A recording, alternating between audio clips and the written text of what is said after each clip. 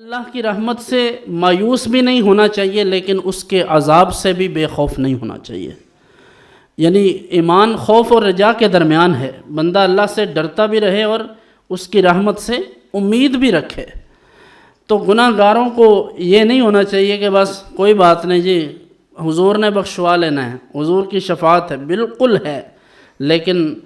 کیا ہمارے پاس بھی کوئی ایسا عمل ہے کہ ہم حضور کا سامنا کر سکیں،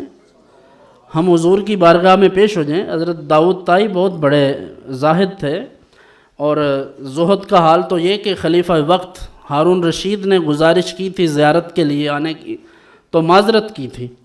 فرمایا کہ میرے پاس اتنا وقت نہیں ہے کہ میں دنیا داروں کے لیے ضائع کرتا پھروں۔ تو انہوں نے پھر امام ابو یوسف سے کہا، جو امام اعظم ابو حنیفہ کے شاگرد ہیں، قاضی القضاء سے اس وقت کے، ان سے گزارش کی تو انہوں نے عرض کیا، تو داؤد طائی کہنے لگے کہ میں ایسا نہیں کر سکتا، کیونکہ میں جتنا وقت اس کے پاس بیٹھوں گا اتنی دیر میں اللہ کی عبادت کروں گا۔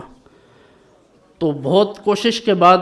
جب ملاقات کے لیے کسی دن کا وقت ملا تو وہ گئے، اور جیسے ہی داؤد طائی کے پاس گئے تو انہوں نے چراغ بجھا دیا۔ تو ہارون رشید نے عرض کیا کہ آپ نے چراغ کیوں بجھا دیا؟ انہوں نے کہا کہ میں تمہارا چہرہ نہیں دیکھنا چاہتا، کیونکہ پتہ نہیں تم نے کتنے لوگوں پر ظلم کیے ہوں گے، اور کتنے لوگوں کی وجہ سے تم اللہ تعالیٰ کی رحمت سے دور ہوئے ہوگے، تو میں ایسا نہیں کر سکتا کہ تمہارا چہرہ دیکھوں۔ انہوں نے کچھ نذرانہ پیش کیا، انہوں نے معذرت کی۔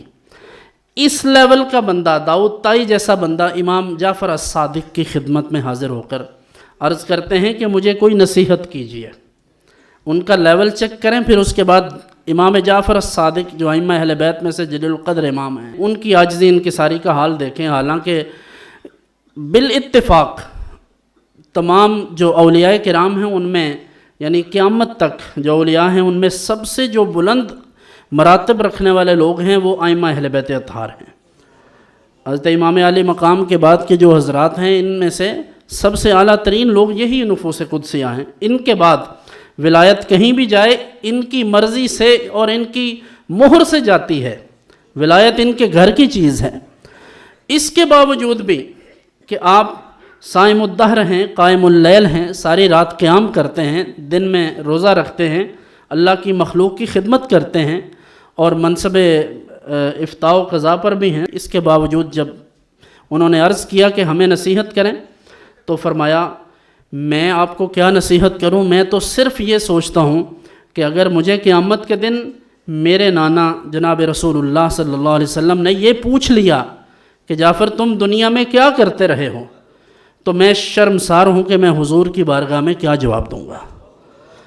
تو یہ ان نفوس قدسیہ کا حال ہے کہ جو اللہ تعالیٰ کی رحمت سے پر امید بھی ہیں، لیکن اللہ کے غیظ و غضب سے وہ ڈرتے بھی ہیں۔